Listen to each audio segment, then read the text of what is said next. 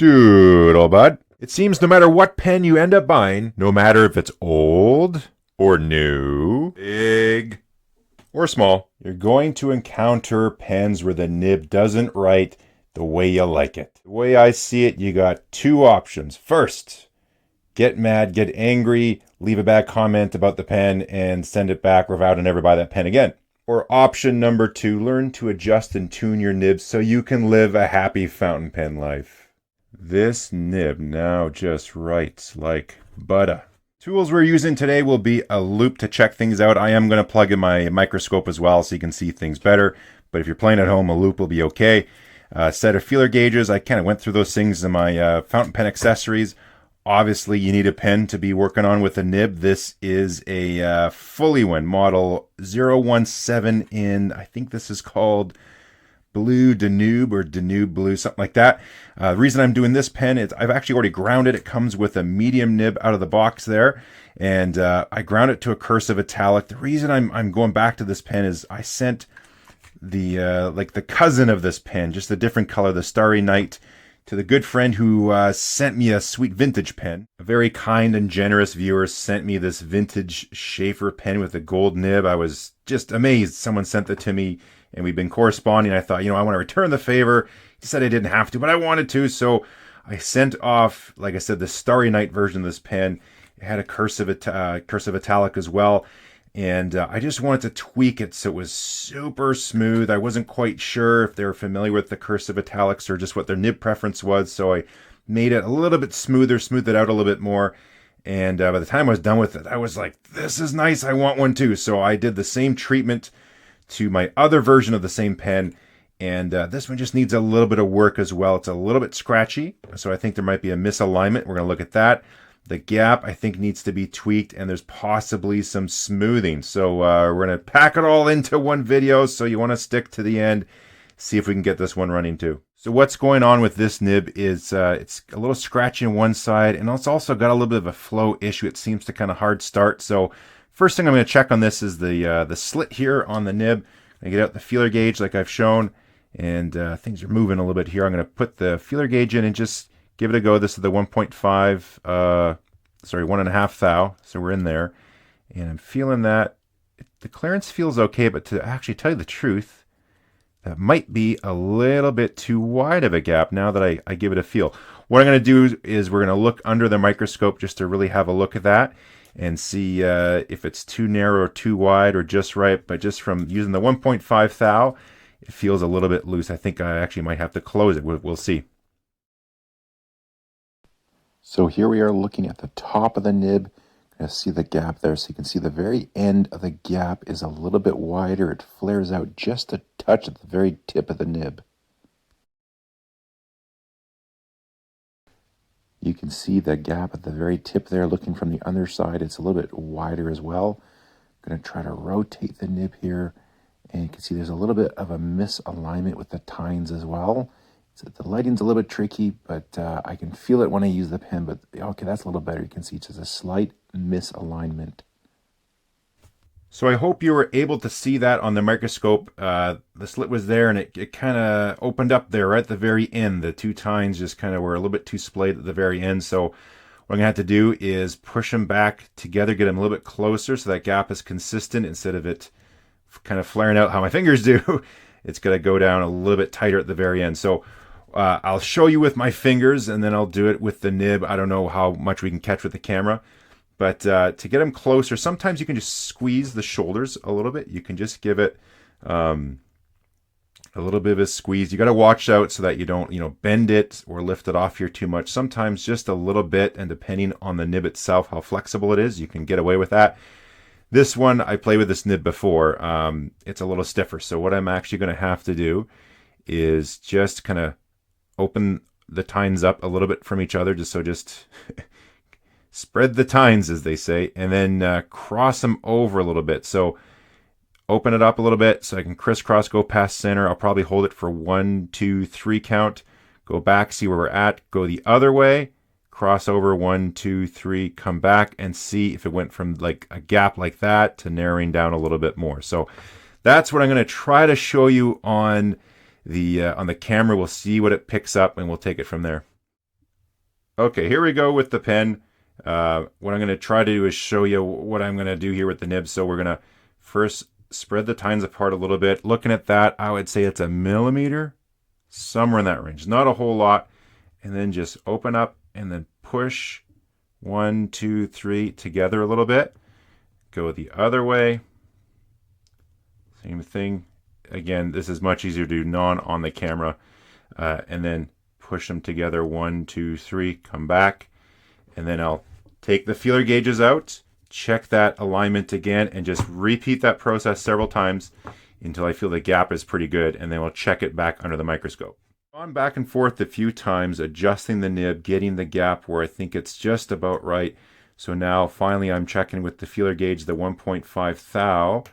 I get it in there, and it just seems to have that right amount of resistance to tell me it's right around, I'd say this is just a little bit under, maybe 1.3 thou, maybe 1.25, somewhere around there. So it's just a little bit under 1.5. It slides in just a bit, but not too loose. So I think that's going to be right where I want it. I'm ultimately going to do a writing test and all that, check under the microscope.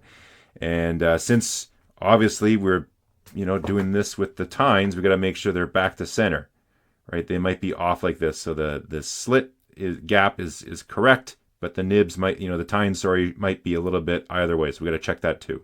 The gap, I think, is a little bit tighter now. Now it's just going to be just aligning them. So we got one tine that's down just a hair. And so all it's going to be is, so this one has to come up a little bit. So I'll push this one down a little, pull this one up a little bit. And just, again, it's just, this is essentially like a spring, right? So it wants to go back to the original position. So we have to go past where it wants to be just a little bit. And I typically on a steel nib will give it like a 3 count. 1, 2, 3. Gold I do a little less. So we'll just pull that up, and it's just a touch. You sort of feel when it's just going to snap back, no problem. And you go just a hair more, and 1, 2, 3. And just find little adjustments like that, just with your fingernails nice and soft so you can't push too hard. And I'll do that a couple times. I'll keep checking with the loop. We'll see how it looks on the microscope and if we're ready to go. It's pretty darn close here with the loop, but I'll show you sometimes like you do have to pull it up a bit, like up to about that much is the separation. You push down 1, 2, 3, hold it. So it's just a lot of that back and forth. You got to get the feel to know when too much is too much and when too little is too little. But yeah, so it's just pushing down, coming up, get a little separation. I'd say it's probably maybe 2.5, maybe 3 millimeters maximum.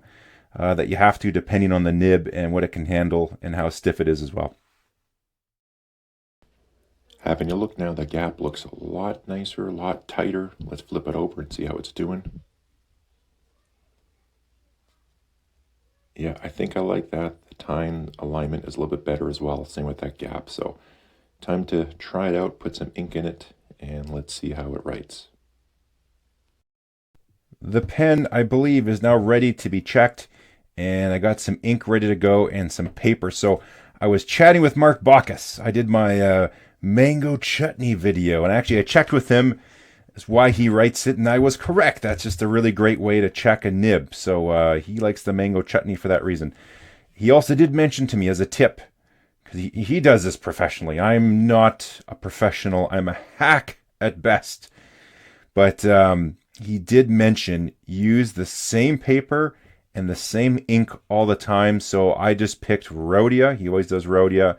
And I just chose the Parker washable blue here, the Quink line, just because, well, one, it's pretty cheap, very easily accessible. It's very reliable. You don't have to worry about it. You can use it in vintage pens and new pens. The flow is good. So, I mean, very dependable, reliable. You know what you're getting kind of ink. So that's what I'm going to ink this up with. Before I do, so I adjusted the nib. Sometimes I'll just go dry, and I'll go the different directions. So down, feels good. Let's go up. Okay, left to right. Good, right to left. Good. Let's see how we're doing. It's not too bad. There's a little scratchy up in that corner when I go up this way. It's not so bad if I'm just perfect with it. But I think we can do a little better. Flow seems good in all the directions. Down, up, down. The lines are fairly consistent. Let's get you in a little closer.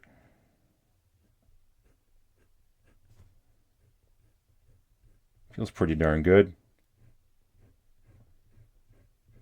Okay, the classic figure eights. Can it mango chutney?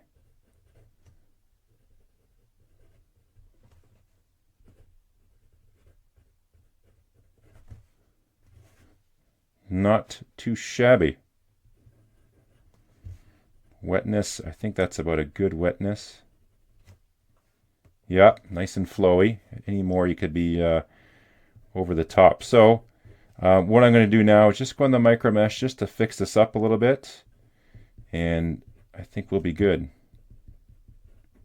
Got my 6,000, 8,000, and then 12,000 Micromesh ready to go, and 4,000 on standby in case I really got some heavy work to do. But typically that's about all I need just to get rid of those little scratchy bits I felt, just to make the nib just perfect. I like to flip it over so I can remember what grid it is. I mean, eventually I'll have to go back the other side, and it does give a little card index so you know what color is what. So I know even if I couldn't read this, that's the 6. But let's give this the go. So I'm just going to go straight to that one spot over there and just kind of hit it directly. And then we'll go back and forth. Just because for this particular grind, I would do this. This isn't what you do for every nib.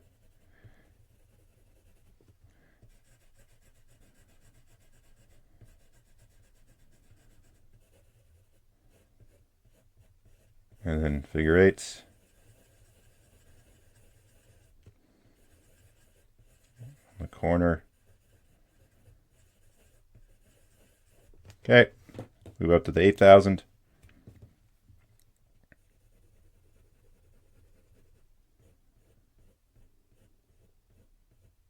So I'm just rotating a little bit as I do that just to get that corner. Back and forth when I'm flat. Up and downs. And some figure eights.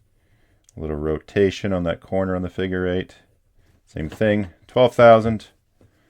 Same process. Just to polish, rotate as I go.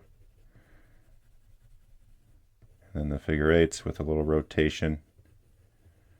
Just to finish it off. Light pressure, of course. And I think that should be it.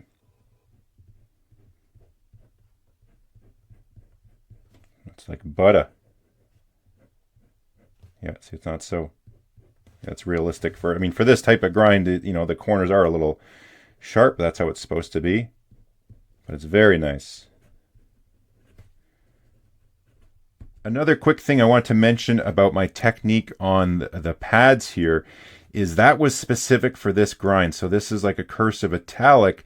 So it's flat, right? It doesn't have the round ball. It's been shaved down. It's flat. So me going back and forth is to maintain that sort of shape on the writing surface where the tip meets the paper. So again, that's if you take a regular, let's say, fine nib and you got to just smooth it, you're not going to have a fine nib anymore. So you got to know the nib you're using and what you're trying to do to get the right effect. You'd have to do a little bit different depending on the type of grind you got on your nib.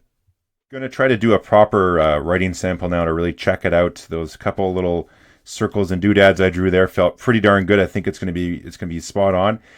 Keep in mind though, all nibs are different. So if you have a different style of nib, a hooded nib, or maybe one of those inlay style nibs, the process can be a little bit different. You got to get to know each nib a little bit. The general process is the same, but you know, there could be other designs where you don't do some of the techniques I showed you as well. If you should even do these at all, but let's just see how this goes. Let's, yeah, those feel really nice. Good line variation. Let's get you in a little closer. Let's give it the old mango chutney. Man, that thing's butter. Even with my bad spelling, that flow is really just perfect. The cross strokes in each direction, those are great. down, up. You want to check to make sure the line width is the same in both directions as well. So it, and the flow is the same as well. You couldn't really tell. You can always tell where it stops by the little dot, but you can't really tell if you didn't look at that which way the nib was going. So it's smooth and equal in each direction. This nib now just writes like butter. This is why it's handy to have a little book where you have one for your inks. You also have one for your pens and your nibs. So this was the original nib. So I got two of these pens. One was the Starry Night. The other one is this Danube Blue or Blue Danube, whatever you want to call it. And so you can see it was a medium steel nib originally. And again, for a medium, I think this is a little bit thicker, almost broad territory. Let me just put a note in here so you can compare the two. Here, I'll do that off camera so it's a nice sample. Okay, there we go. So you can see it's a massive difference in how it writes with the cursive italic grind on it, all nice and smoothed out. Yeah, so just with those thinner cross strokes and that, you can actually make your writing a lot smaller, even though it's still a fairly wide nib on there as well. The pen now writes just perfect, at least perfect for me, okay? Let's tell you a little more about the pen in case you want to know a little more. This is the Fuliwen Model 17. I did review a long time ago on this one and the other one too in the other color. But they keep it very simple for the price point. I think it's 37 or 38 Canadian. So very affordable, cool colors, very, simple design. They keep it basic. I mean, you got to make some concessions. If you try to put too many features on a pen, you got to raise the price, or if you want to keep the price low, the quality is not going to be there. So it's a good quality, like no little logos or finials or printing and stuff like that. That's just part of it because they put it into cool materials, but also really good quality overall. Like these threads, let's see if I can do it on the camera. Yeah, of course I can do it all day long, but put a camera on. There we go. You can just spin the cap on, so it's 2.5 rotations. But I can just spin it on like that. Those are fantastic threads for this price point. Like really good top-of-the-notch threads. Nothing special going on inside. No cap liner. Comes apart very simple. These threads are really nice as well. Nothing's grinding. Just everything's cut really well. This all comes apart, and there's just this metal collar that slips inside. So the nib and feed unit all just screw into this little collar that they make that goes in. Very simple design, but that's okay. It works really well. And even here, so one thing, it's not a total flush pen. You can see the little step on it, but it doesn't go really over top. They were smart enough where they left, not too much of a step, but enough that it catches part of the cap. So when it's seated, it's seated. You can't keep tightening this down and the cap keeps going down, below the threads out. So there's a thread stop on there. So it just, that's tight. You don't tighten anymore. So just smart little details. They kept it simple, kept it plain, but it's made very well. That's it, folks. I hope that helped you out in some way, shape, or fashion. My goal here was just so no matter what pen you get at whatever price point, whatever manufacturer, country of origin, nib type, color, whatever, you can be a little more well equipped to have to adjust and tweak your nib to get it just right. Because the thing is, even a manufacturer, they can do all the testing they want, but maybe your particular style of handwriting is just a little different, and their setup that they think is good is just not right for you. So it's good to know how to do these things. So there you go. Comment if you have questions. I'll do my best to answer. I know others will too. I know that for sure. And subscribing helps out me out a bunch, and likes and all that stuff. And we'll leave it there. And I'll just have to catch you next time.